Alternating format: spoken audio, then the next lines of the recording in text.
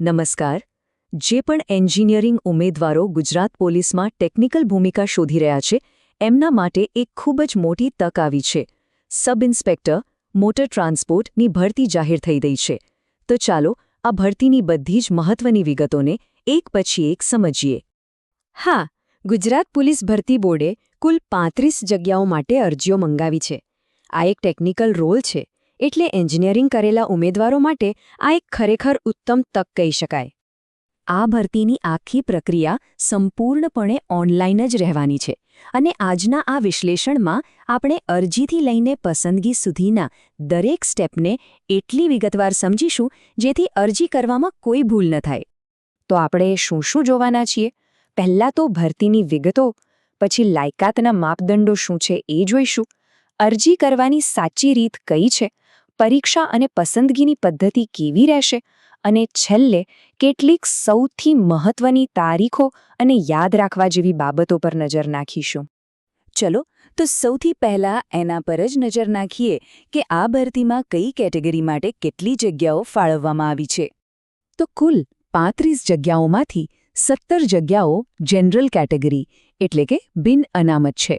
બાકીની જગ્યાઓ EWS, SEBC, SC અને એસટી કેટેગરી માટે ફાળવવામાં આવી છે. અહીંયા એક ખાસ વાત નોંધવા જેવી એ છે કે આ કુલ જગ્યાઓમાંથી 8 જગ્યાઓ મહિલાઓ માટે અને 3 જગ્યાઓ માજી સૈનિકો માટે અનામત રાખવામાં આવી છે. સારું, જગ્યાઓ વિશે તો જાણી લીધું, પણ હવે સૌથી અગત્યનો સવાલ, શું આપણે આના માટે લાયક છીએ?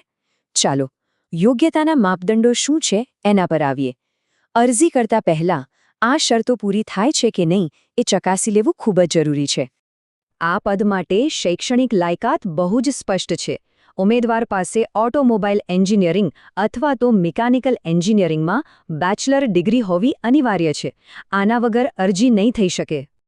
હવે વાત કરીએ ઉંમરની. જો સામાન્ય ઉમેદવારો માટે વય મર્યાદા 35 વર્ષ છે, પણ અલગ-અલગ કેટેગરી માટે છૂટછાટ પણ છે. જેમ કે સામાન્ય કેટેગરીની મહિલાઓને 5 વર્ષની, જ્યારે અનામત કેટેગરીની મહિલાઓને 10 વર્ષ સુધીની છૂટછાટ મળે છે. એટલે કે એ લોકો 45 વર્ષ સુધી અરજી કરી શકે છે. અને સૌથી અગત્યની વાત, ઉંમરની ગણતરી અરજીની છેલ્લી તારીખ એટલે કે 29 જાન્યુઆરી 2026ના આધારે જ કરવામાં આવશે. પુરુષ ઉમેદવારો માટે એસટી કેટેગરી સિવાયના બધા જ વર્ગો માટે ઓછામાં ઓછી ઊંચાઈ 165 સેન્ટીમીટર જરૂરી છે. છાતીનું માપ ફૂલાવ્યા વગર 79 સેન્ટીમીટર અને ફૂલાવીને 84 સેન્ટીમીટર હોવું જોઈએ. મતલબ કે ઓછામાં ઓછો 5 સેન્ટીમીટરનો ફૂલાવો તો ફરજિયાત છે જ. મહિલા ઉમેદવારો માટે એસટી કેટેગરી સિવાયના બધા જ વર્ગો માટે લઘુત્તમ ઊંચાઈ 155 સેન્ટીમીટર અને એસટી કેટેગરીના ઉમેદવારો માટે 150 સેન્ટીમીટર નક્કી કરવામાં આવી છે. હવે જાહેરાતમાં અમુક શારીરિક ખામીઓનો પણ ઉલ્લેખ છે, જેના કારણે ઉમેદવાર ગેરલાયક ઠરી શકે છે. આ લિસ્ટ પર એક નજર નાખી લેવી ખૂબ જ જરૂરી છે. આમાં વાંકા ઢીંચણ, સપાટ પગ, ત્રાંસી આંખ જેવી બાબતોનો સમાવેશ થાય છે. તો અરજી કરતા પહેલાં આ બધું ચકાસી લેવું. ચાલો તો હવે સૌથી પ્રેક્ટિકલ વાત પર આવીએ. ઓજાસ પોર્ટલ પર કોઈ પણ ભૂલ કર્યા વગર ઓનલાઈન અરજી કેવી રીતે કરવી? આખી પ્રક્રિયાને ચાલો સ્ટેપ બાય સ્ટેપ સમજી લઈએ. સૌથી પહેલાં તો આ તારીખો કેલેન્ડરમાં નોંધી જ લો. અરજીઓ 9 જાન્યુઆરીથી શરૂ થશે. 29 જાન્યુઆરી છેલ્લી તારીખ છે. અને જો ફી ભરવાની હોય તો એના માટે છેલ્લી તારીખ છે 1 ફેબ્રુઆરી. આ તારીખો ચૂકાય નહીં એનું ખાસ ધ્યાન રાખવું. પ્રક્રિયા એકદમ સીધી સાદી છે. સૌથી પહેલાં ઓજેસ ગુજરાતની વેબસાઇટ પર જવાનું. પછી બધી વિગતો ધ્યાનથી ભરવાની. એ પછી તમારો ફોટો અને સહી અપલોડ કરવાના છે. હા, એક વાત યાદ રાખજો, બંનેની સાઇઝ 15 કેબીથી વધારે ન હોવી જોઈએ. પછી એપ્લિકેશન કન્ફર્મ કરશો એટલે કન્ફર્મેશન નંબર મળશે. જો ફી લાગુ પડતી હોય તો એ ઓનલાઈન ભરી દેવાની. અને છેલ્લે આ બહુ જ જરૂરી છે, ફાઇનલ ફોર્મની પ્રિન્ટ કાઢીને પોતાની પાસે સાચવી લેવાની. હવે ફીની વાત કરીએ તો ફક્ત જનરલ કેટેગરીના ઉમેદવારોએ જ ₹100 અને જે સર્વિસ ચાર્જ હોય એ ભરવાનો છે. બાકી ઈડબ્લ્યુએસ, એસસીબીસી, એસસી, એસટી અને માજી સૈનિકો માટે કોઈ ફી નથી. અને હા, ફી ફક્ત ઓનલાઈન જ ભરી શકાશે. ચાલો માની લઈએ કે અરજી બરાબર થઈ ગઈ. હવે આગળ શું? હવે આવે છે અસલી પડકાર, એટલે કે પસંદગી પ્રક્રિયા. ચાલો જોઈએ કે એમાં શું શું છે. પરીક્ષાના મુખ્ય 2 ભાગ છે. પાર્ટ એ અને પાર્ટ બી. પાર્ટ એ જનરલ એપ્ટિટ્યૂડનો છે, જે 90 માર્ક્સનો છે.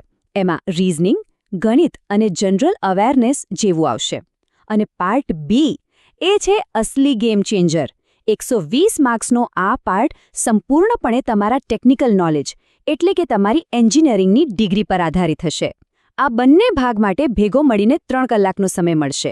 જો આપણે માર્ક્સનું બ્રેકડાઉન જોઈએ તો પાર્ટ એમાં લોજિકલ રીઝનિંગ અને ડેટા ઇન્ટરપ્રિટેશનના 30 માર્ક્સ, ગણિતના 30 માર્ક્સ અને બંધારણ, કરંટ અફેર્સ અને કોમ્પ્રિહેન્શનના 30 માર્ક્સ છે. અને પાર્ટ બીમાં તો સીધા 120 માર્ક્સ તમારા એન્જિનિયરિંગના વિષયોમાંથી જ છે. આમ કુલ 210 ગુણની પરીક્ષા થશે. હવે આ નિયમ પર ખાસ ધ્યાન આપજો. 40%. આ શું છે? આ છે ક્વોલિફાઇંગ માર્ક્સ. અને એ પણ બંને પાર્ટમાં અલગ અલગ. મતલબ કે પાર્ટ એમાં પણ ઓછામાં ઓછા 40% લાવવા પડશે અને પાર્ટ બીમાં પણ. જો કોઈ એકમાં પણ ઓછા આવ્યા તો પછી આગળ વાત નહીં વધે. આ બહુ જ અગત્યનું છે. તો ફાઇનલ મેરિટ લિસ્ટ કેવી રીતે બનશે? એનો મુખ્ય આધાર તો લેખિત પરીક્ષાના માર્ક્સ જ રહેશે. પણ એમાં 2 કેટેગરીના ઉમેદવારોને બોનસ માર્ક્સ પણ મળી શકે છે. જો કોઈ રમતગમતમાં વિશેષ સિદ્ધિ મેળવી હોય તો 5% બોનસ, અને જો વિધવા ઉમેદવાર હોય તો પણ 5% બોનસ માર્ક્સ મળશે. ચાલો તો હવે બધું પૂરું કરતા પહેલા એક ફાઇનલ ચેકલિસ્ટ પર નજર નાખી લઈએ, જેથી કોઈ અગત્યની વાત રહી ના જાય. ફટાફટ થોડા રિમાઇન્ડર્સ. અરજી ફક્ત ઓનલાઈન ઓજાસ પર જ થશે. બધા જ ડોક્યુમેન્ટ્સ 29 જાન્યુઆરી 2026 પહેલાંના હોવા જોઈએ. જો એકથી વધુ ફોર્મ ભર્યા તો છેલ્લું જ માન્ય ગણાશે. અને હા, નિમણૂકના સમયે હેવી વેહિકલનું લાયસન્સ જોઈશે જ. અને છેલ્લે તમારો મોબાઈલ નંબર ચાલુ રાખજો, બધા અપડેટ્સ એના પર જ આવશે. તો બધી જ માહિતી હવે આપણી પાસે છે. સવાલ બસ એક જ છે: શું આ તક માટે તૈયારી શરૂ થઈ ગઈ છે? અને છેલ્લે એક વાત હંમેશા યાદ રાખજો: કોઈપણ માહિતી માટે ફક્ત ઓફિશિયલ વેબસાઇટ પર જ ભરોસો કરજો. gprb.gujarat.gov.in અને ojas.gujarat.gov.in. કોઈ મુશ્કેલી હોય તો હેલ્પલાઇન નંબર પણ આપેલો છે. સૌને તૈયારી માટે ખૂબ ખૂબ શુભેચ્છાઓ.